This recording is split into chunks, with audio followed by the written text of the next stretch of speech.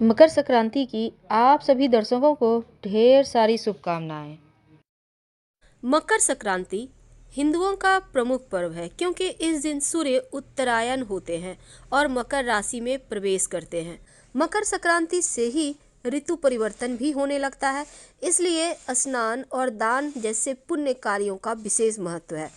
चूंकि मकर संक्रांति का पर्व अलग अलग शहरों में अलग अलग नाम से मनाया जाता है और मान्यता है कि इस दिन दान करने से बाकी दिनों के मुकाबले कई गुना ज़्यादा फलदायी होता है। तो इस दिन सूर्य अपने पुत्र शनिदेव से मिलते हैं और शुक्र का उदय भी मकर संक्रांति पर ही होता है और इसी वजह से मकर संक्रांति से सभी कार्य शुरू हो जाते हैं। मकर संक्रांति से ही ऋतु में परिवर्तन होने लगता है और शरद ऋतु क्षीण होने लगती है। तो मकर संक्रांति की तारीख को लेकर थोड़ा कंफ्यूजन है, चलिए जानते हैं। तो हिंदू पंचांग के अनुसार 14 जनवरी को सूर्यदेव रात 8:24 पर मकर राशि में प्रवेश करेंगे और 15 जनवरी को उदया तिथि होगी। इसलिए चूँकि रात्रि के प्रथम पहर में स्नान दान धर्म कार्य वर्जित होते हैं, तो 14 जनवरी को न मनाकर 15 जनवरी को मकर संक्रांति उदया तिथि में मनाना ज़्यादा शुभ होगा। शुभ मुहूर्त क्या है? सुबह 7:15 से 15 जनवरी को शाम 5:46 तक मकर संक्रांति का पुण्यकाल है। इस अवधि में दान धर्म कार्य आप कर सकते हैं, बहुत शुभ है। और साथ ही दोपहर 12:09 से दोपहर 12:52 तक अभिजीत मुहूर्त रहेगा और दोपहर 2:16 से दोपहर 2:58 तक विजय मुहूर्त रहेगा। तो इस समय मकर संक्रांति के साथ ही खरमास भी समाप्त हो जाएगा और जैसे ही मकर राशि में वो आएंगे तो तमाम शुभ मांगलिक कार्य यहाँ से शुरू हो जाएंगे, जैसे शादी विवाह मुंडन संस्कार गृह प्रवेश जैसे मांगलिक कार्य यहाँ से शुरू होंगे। जो सूर्य के धनु राशि में रहने से पूरे 1 महीने से तमाम मांगलिक कार्य बंद थे। क्या दान करें? देखिए, वैसे तो कहीं कहीं उत्तरायण भी इस पर्व को कहा जाता है मकर संक्रांति को, और इस दिन गंगा स्नान करना, व्रत कथा दान करना, भगवान सूर्य की उपासना करने का विशेष महत्व है और इस दिन किया गया दान अक्षय पुण्य फलदायी होता है। वैसे शनिदेव के निमित्त प्रकाश का दान भी किया जाता है।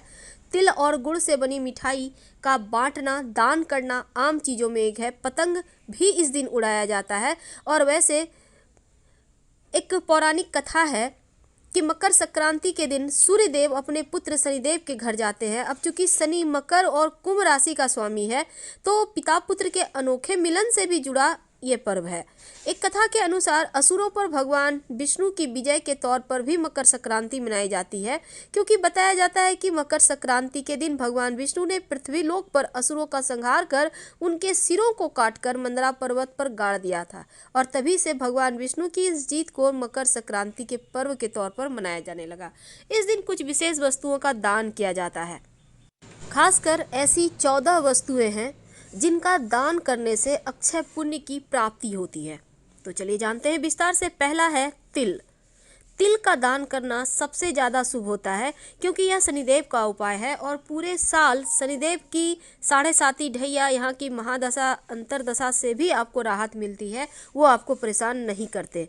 गुड़ का दान करना अति शुभ है क्योंकि ये सूर्य का उपाय है, तो सूर्य से संबंध रखता है गुड़। इसका दान करने से आपका सूर्य बेहतर होता है। खिचड़ी का दान करना इस दिन सबसे ज़्यादा शुभ माना जाता है, तो इस दिन आप खिचड़ी का भी दान कर सकते हैं।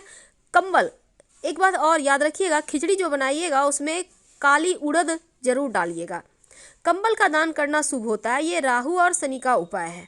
घी का दान करने से करियर में सफलता मिलती है और मोक्ष की प्राप्ति होती है, यह शुक्र का उपाय है।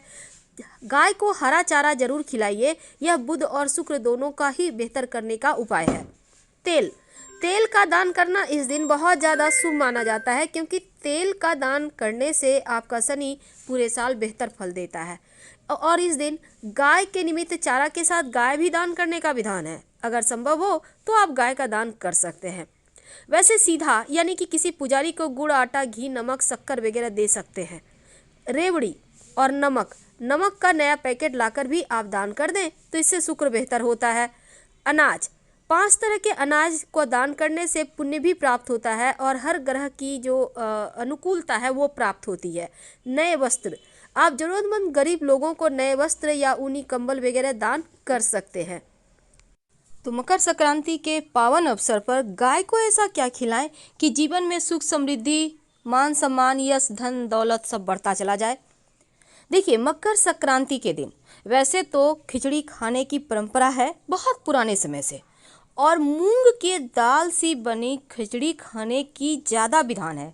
हालांकि काली उड़द के भी खिचड़ी खाए जाते हैं, और खिचड़ी आप जैसे कि काली उड़द थोड़ा सा अवॉइड करना चाहिए, क्योंकि बॉडी में पेन होता है उसको ज़्यादा खाने से। इसलिए आप मूंग के दाल से खिचड़ी बनाएं और उसमें 2-4 दाने काली उड़द के डाल दीजिएगा, एक नियम को फॉलो करने के लिए, ठीक है। अब ये खिचड़ी आप खुद खाने से पहले गाय को जरूर खिलाइए, और इसमें जब खिचड़ी को गाय खा रही हो तो गाय के मुख में जो चावल का दाना लग जाता है ना, तो एक दाना कम से कम गाय के मुख में लगे हुए जो है उसको लेकर घर आ जाइए, और उस दाना को सुखाकर संभाल कर लाल कपड़े में बांध कर रख दें। धन धान्य की वृद्धि होती है। मकर संक्रांति के दिन वैसे तो गंगा, यमुना, गोदावरी, कृष्णा, कावेरी, शिप्रा, नर्मदा नदी में स्नान करने का विधान है। तमाम तरह के अनुष्ठान किए जाते हैं ताकि पुनर्जन्म के दुष्चक्र से मोक्ष को प्राप्त कर सके। तो मकर संक्रांति के दिन आप दान भी करेंगे, और गाय को जो आपने खिचड़ी खिलाया इसका महिमा बहुत है। वैसे तो आप के मान लेते हैं अब आपके लिए संभव नहीं है खिचड़ी खिलाना, तब आप चाहें तो काला तिल और गुड़ रोटी पर रखकर भी खिला दें। हालांकि इस दिन खिचड़ी खाने की परंपरा है, इसलिए खिचड़ी ही खिलाई जाती है, नहीं कुछ तो हरा का चारा ही खिला दें। कहने का तात्पर्य गाय को जरूर खिलाएं, जो आपसे बन पड़े वही खिलाएं। लेकिन अगर जिस नियम के बारे में हमने आपको बताया उस नियम को आप फॉलो करते हैं, यकीन मानिए अन्य साल की अपेक्षा ये साल ज़्यादा धन से आपका घर भरा रहेगा। एक खास बात, देखिए, मकर संक्रांति के दिन तिल के तेल की मालिश जरूर करना चाहिए, और मकर संक्रांति के दिन तिल का उपटन लगाकर नहाते हैं तो शरीर कांतिमान बनता है और व्यक्तित्व में निखार आता है। अगर आप पवित्र नदी सरोवर में स्नान करते हैं, ये सबसे ज़्यादा शुभ माना जाता है। अगर पवित्र नदी सरोवर में नहाना संभव ना हो तो घर में ही नहाने के पानी में गंगा जल डालकर स्नान करें। सुख, सौभाग्य और श्री की प्राप्ति के लिए पूजा के बाद तिल से हवन कर सकते हैं, और इस दिन तिल से बने खाद्य पदार्थ का सेवन जरूर करें। लेकिन कुछ ऐसे दान हैं जो भूलकर भी आपको इस दिन नहीं लेना चाहिए किसी से भी, और वो है, चूंकि इस दिन काला तिल दान करने का विधान है, खाने का भी विधान है, लेकिन भूल कर भी किसी का तिल मत खाएं और ना ही किसी का दिया हुआ तिल ले। जैसे कि तिलकुट वगैरह लोग देना लेना करते हैं इस दिन, पर अगर किसी का लेते हैं तो आप कुछ उसके बदले में गिफ्ट दे दें या कुछ पैसे दे दें, क्योंकि कहा जाता है कि तिल एक ऐसी वस्तु है जो तिल तिल करके उतारना पड़ता है, यानी ये कर्ज बहुत लंबा चलता है, इसलिए ऐसा कर्ज मत लें। तिल का मतलब होता है कर्ज, तो जरा समझ। एक और बात, जब आप दान कीजिएगा तो प्लास्टिक के बर्तन या किसी भी तरह के सामान मत दान कीजिएगा।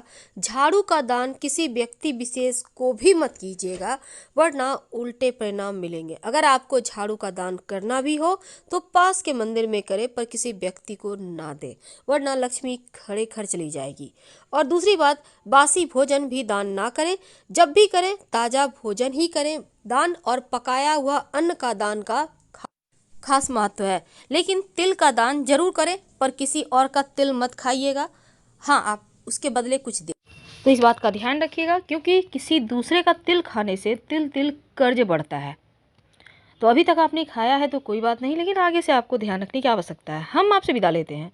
जानकारी अच्छी लगे तब लाइक कर सब्सक्राइब जरूर करें, और अगर कोई दान कर लेने वाला ना मिले तो गुड़ और तिल आप गाय को खिला दें, और गाय को छूकर प्रणाम करें, और अपने मन की कोई कामना है, कोई परेशानी है तो ज़रूर कह दें। फिलहाल आपसे विदा लेते हैं। जानकारी अच्छी लगे तब लाइक कर सब्सक्राइब करें, अपनों से शेयर करें, और कमेंट में हर हर महादेव जरूर लिखें। धन्यवाद।